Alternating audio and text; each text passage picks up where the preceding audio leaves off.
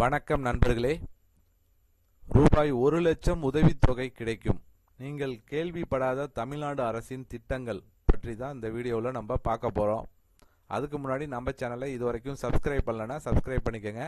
அப்படியே பக்கத்தில் உள்ள பெல் பட்டனை மறக்காமல் ப்ரெஸ் பண்ணிக்கோங்க. அப்போ தான் நம்ம சேனலில் இது போன்ற வீடியோக்களை அப்லோட் செய்யும் போது உங்களுக்கு தொடர்ந்து கிடைக்கும். வாங்க வீடியோக்குள்ளே போகலாம். தமிழ்நாடு அரசு பொதுமக்களின் நலனுக்காக கல்வி, திருமணம், மகப்பேறு, விபத்து மற்றும் சமூக பாதுகாப்பு உள்ளிட்ட பல்வேறு உதவித்தொகை மற்றும் நலத்திட்டங்களை செயல்படுத்தி வருகிறது. இருப்பினும் எந்த திட்டம் யாருக்காவது எங்கு விண்ணப்பிக்க வேண்டும் என்ற தெளிவு இல்லாததால் பலர் இத்திட்டங்களின் பயனை பெற முடியாமல் இருக்கின்றனர். இந்த திட்டங்களின் கீழ் 1,00,000 ரூபாய் வரை உதவித்தொகை வழங்கப்படும் வாய்ப்புகளும் உள்ளன. சிறுபான்மையினருக்காக தமிழ்நாடு அரசு பிரத்யேக கல்வி உதவித்தொகை திட்டங்களை செயல்படுத்தி வருகிறது.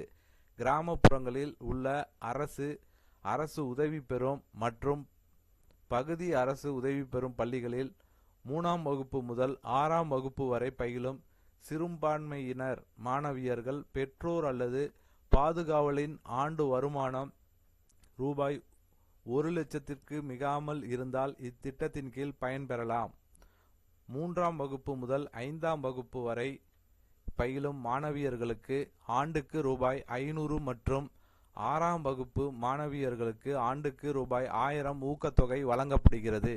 மேலும் தமிழ்நாடு வகுப்பு வாரியத்தில் பதிவு செய்யப்பட்ட நிறுவனங்களில் பணியாற்றும் உலமாக்களுக்கு புதிய இருசக்கர வாகனம் வாங்க ரூபாய் 25,000 அல்லது வாகன விலையின் 50% இதில் எது குறைவோ அதனை மானியமாக அரசு வழங்குகிறது. ஏழ்மை நிலையில் உள்ள ஆதரவற்ற, கணவரால் கைவிடப்பட்ட மற்றும் வயது முதிர்ந்த முஸ்லிம் மற்றும் கிறிஸ்தவ மகளிர் பயன்பெறும் வகையில் ஒவ்வொரு மாவட்டத்திலும் மாவட்ட ஆட்சித்தலைவர் தலைமையில் மகளிர் உதவும் சங்கங்கள் செயல்பட்டு வருகின்றன. இந்த சங்கங்களை தொடங்க விதைத் தொகையாக ரூபாய் 1,00,000 வழங்கப்படுவதுடன் நன்கொடைகளுக்கு இணையாக 1:2 விகிதத்தில் ஆண்டுக்கு அதிகபட்சம் ரூபாய் 20,00,000 வரை அரசின் இணை மானியமும் வழங்கப்படுகிறது.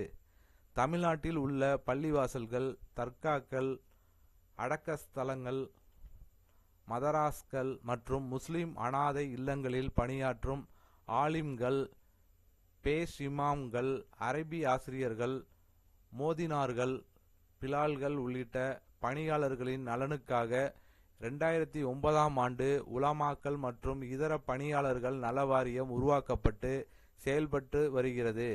இதன் கீழ் கல்வி உதவி தொகையாக 6ஆம் வகுப்பு முதல் 10ஆம் வகுப்பு வரை ரூபாய் 1000 1ஆம் வகுப்பு முதல் பட்டப்படிப்பு வரை ரூபாய் 1,500 மற்றும் 10ஆம் வகுப்பு முதல் ITI, பாலிடெக்னிக் மற்றும் தொழிற்கல்வி பட்டப்படிப்பு வரை ரூபாய் 1000 முதல் 8,000 வரை வழங்கப்படுகிறது. திருமண உதவித் தொகையாக பெண்களுக்கு ரூபாய் 5,000 மற்றும் ஆண்களுக்கு ரூபாய் 3,000 வழங்கப்படுகிறது. மகப்பேறு உதவித் தொகையாக ரூபாய் 6,000, கருச்சிதைவு அல்லது கருக்கலைப்பிற்கு ரூபாய் 3,000 வழங்கப்படுகிறது. இயற்கை மரணத்திற்கு ரூபாய் 30,000, ஈமச்சடங்கிற்கு ரூபாய் 5,000, விபத்தால் மரணம் ஏற்பட்டால் ரூபாய் 1,25,000 மற்றும் விபத்தால் ஊனம் ஏற்பட்டால் ஊனத்தின் தன்மைக்கேற்ப ரூபாய் 10,000 முதல் 1,00,000 வரை உதவித்தொகை வழங்கப்படுகிறது.